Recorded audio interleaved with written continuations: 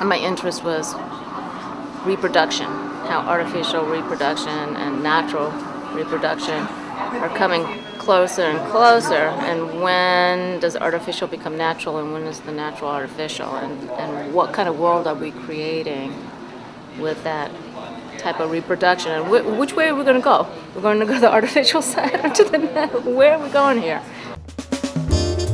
Deborah Jinza Thayer likes to think of herself as a visual artist as a complement to her dance and choreography work, and that increasingly comes into play as she moves away from traditional theater spaces into more alternative spots such as galleries and studios, and her new work leads audiences through 3 rooms in the California building. We are at rehearsal at Space in downtown Minneapolis for a work Deborah is calling Ode to Dolly, and Deborah's about to give us a little taste of the method behind her madness on this edition of 3 Minute Egg.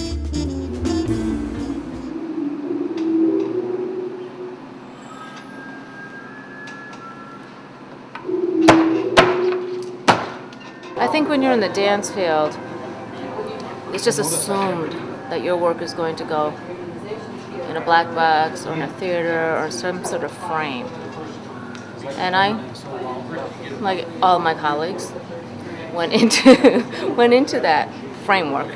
And then as I kept developing my work, I kind of changed the frame a little bit, from here to here to here. So it became a little bit more three-dimensional, had a little bit more depth that I could see from side to side. So it reflected more about how we react in our environments, which is not this, but more holistic.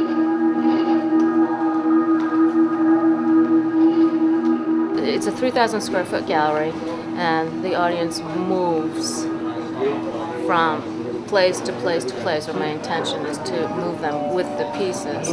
I think it was my interest in creating environments, and then also my interest in pulling people closer to my world, so it wasn't such a huge separation between audience and performer, that the audience was closer to the performers and actually part of the installation. The set kind of kicked my ass.